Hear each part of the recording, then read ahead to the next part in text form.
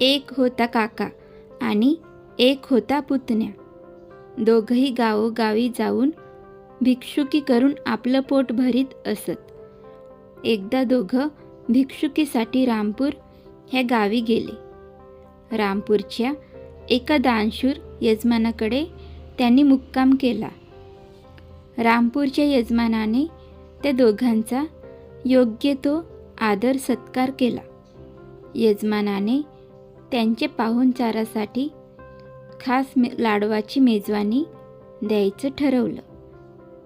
दोघं भिक्षुक काका पुतण्याने मिळून चांगल्या तुपात बाट्या तळल्या.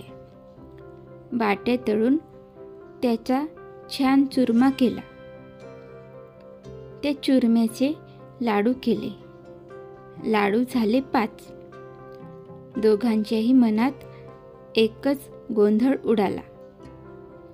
आता ह्या 5 लाडवाचे दोघांसाठी समान हिस्से ते कसे करायचे? दोघांनाही लाडू मोडून हिस्से करणं पसंत नव्हतं. त्यांना एक युक्ती सुचली. शेवटी काका पुतण्यानं एकमतानं निर्णय घेतला आणि ठरवलं मौन धरायचं. जो आधी मौन तोडून बोलेल त्यानं 2 लाडू खायचे आणि जो जास्त वेळ मौन पाळून गप्प बसेल त्यानं 3 लाडू खायचे. दोघंही काका पुतण्यानं मौन धारण केलं. दोघंही चिडीचूप गप्प. बिचारे दोघं झोपेची सोंग घेऊन चिडीचूप गप्प पडून होते. दानशूर यजमान लाडवाची मेजवानी तयार झाली की नाही, पाहुण्यांनी ती स्वीकारली की नाही हे पाहण्यासाठी आले. अन बघतो तर काय, दोघं काका पुतण्या शांत चिडीचूप लाडू न खाताच झोपी गेले. 5 लाडवांची मेजवानी तशीच त्यांच्यासमोर पडलेली. यजमान थोडे गोंधळले आणि घाबरलेही. आपल्या हातून काही चूकभूल तर झाली नाही ना? भिक्षुकांनी मेजवानीचे लाडू का खाल्ले नाही? यजमानाने त्या भिक्षुक काका पुतण्यांना खूप हाका दिल्या, पण काय, त्यांना उत्तर मिळेल तर ना? काका पुतणे खरोखरे झोपी गेले असते तर जागे झाले असते, पण झोपेची सोंग घेतलेल्यांना जाग येणार तरी कशी? शेवटी ढोंग ते ढोंगच. सगळेजण घाबरले. आपसात कुजबूज करू लागले. अशी कशी झोप ही? एवढ्या मोठ्यानं ओरडूनही दोघंही ओ का देत नाही? जाग का होत नाहीत? सगळ्यांच्या मनात शंकेची पाल चुकचुकली. सगळे म्हणू लागले, कदाचित सापबीप चावून मेले तर नसतील ना? एवढा आवाज होत असताना ते दोघं शांत झोपल्यासारखे कसे काय पडून आहेत? लोकांना कुठे माहीत होतं त्यांचं झोपेचं सोंग? यजमान म्हणाले, शेवटी ते दोघं आपले पुरोहित आपल्याकडे पौरोहित्य करायला आले होते. आपले ते पाहुणे होते. आपलं धार्मिक मंगल कार्य करण्यासाठी ते आले. आणि हे असं दुःखद काय घडलं?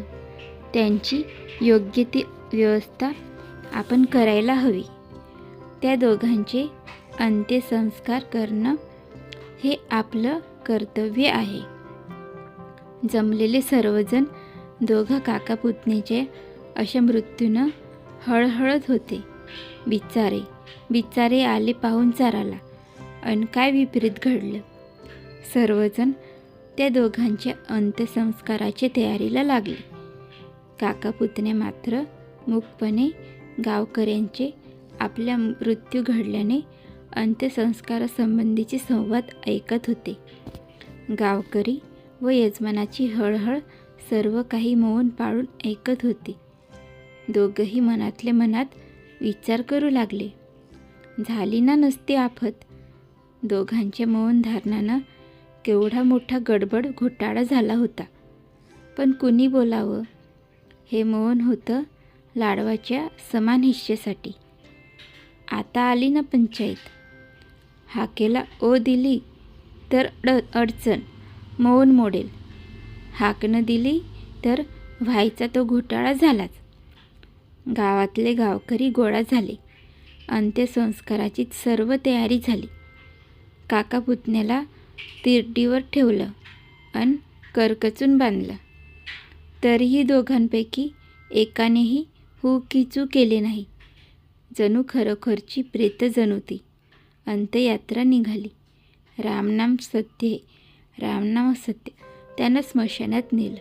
स्मशानात त्या दोघांना चित्तेवर ठेवलं. सर्व गावकरी मंडळी हळहळत नदीकाठी स्नानासाठी निघून गेले.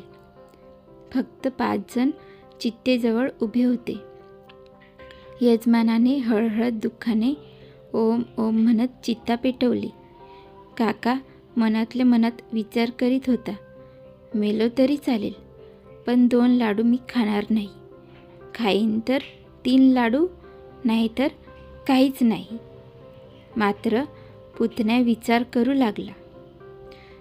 3 लाडूच्या हव्यासासाठी जीवनाला का मुकायचं? जगलो तर 3 काय, कितीही लाडू खायला मिळतील. मूर्खासारखा हट्ट काय कामाचा?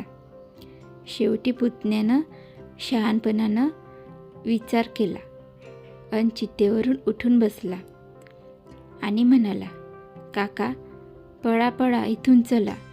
क्षुल्लक कारणासाठी मरण्यापेक्षा 3 लाडू तुमचे आणि 2 माझे. काका पुतण्या चितेवरून उठून बसताच तिथं उभे असलेल्या 5 जणांची बोबडीच वळली. 5ही जण घाबरून ओरडू लागले, पळा, लवकर पळा. अरे हे तर भूत झाले, भूत.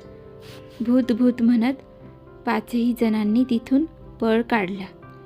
काका पुतण्यानं मात्र यजमानाच्या वाड्यात जाऊन 5ही लाडवांचा फज्जा उडवला. 3 काकांनी खाल्ले आणि 2 पुतण्यांनी. तुम्हाला ही गोष्ट आवडली तर लाईक करा, कमेंट करा आणि अशाच नवीन गोष्टी ऐकण्यासाठी चॅनलला सबस्क्राईब करा. धन्यवाद.